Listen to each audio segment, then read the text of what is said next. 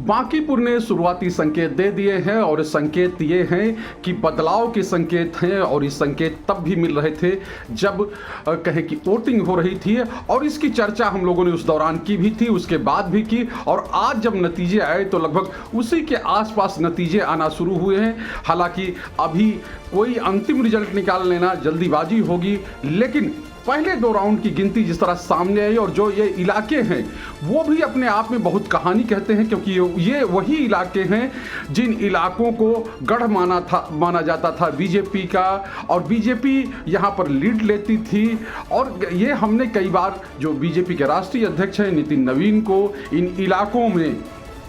दौरा भी करते हुए देखा, इन इलाकों में बैठक कर देते हुए भी देखा, रणनीति बनाते हुए भी देखा जब उनके चुनाव होते थे। और चुनाव के समय ही नहीं, आम समय में भी वो इन इलाकों में जाते थे, लोगों से मिलते थे। लेकिन आज वही इलाके शायद बीजेपी के साथ नहीं है, शायद बीजेपी प्रत्याशी के साथ नहीं है और जो रिजल्ट कहें कि पहले 2 राउंड का आया है वो सीधे तौर पर बिहार से बदलाव की एक शुरुआत की कहानी कहता है, क्योंकि प्रशांत किशोर ने अच्छी खासी लीड ले ली है, यानी 3,795 वोट उनको मिले हैं, जबकि 2600 के आसपास वोट जो है वो मिले हैं बीजेपी प्रत्याशी नीरज कुमार सिन्हा को। तो आप समझ सकते हैं क्या मर्म है इस पहले 2 राउंड के रिजल्ट का और किस तरह से चीज़ें अब बदलने वाली हैं या किस तरह से चीज़ें अब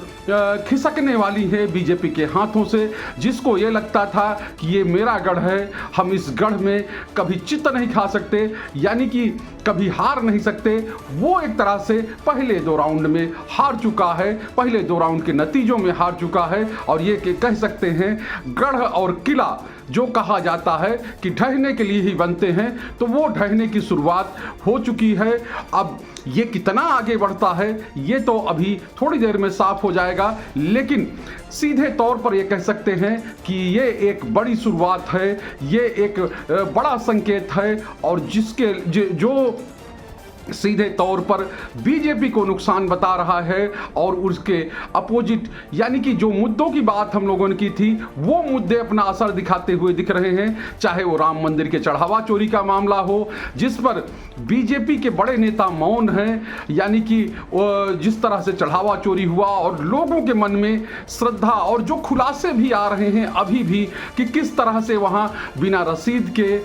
जो चंदा लिया जाता था, जो धातुएं आती थी यानी सोना चांदी आता था, उनकी गिनती नहीं होती थी, उनका फोटो खींच के भेजा जाता था जो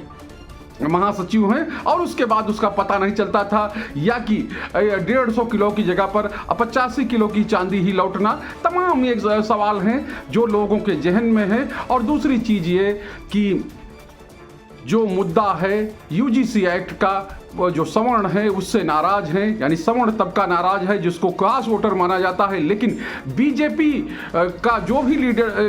लीडरशिप है उसने ऐसी चाल चल दी कि जो सवर्ण है वही उनके विरुद्ध चले गए हैं। तो ये परिणाम जो है या परिणाम जो होने जा रहे हैं अभी तो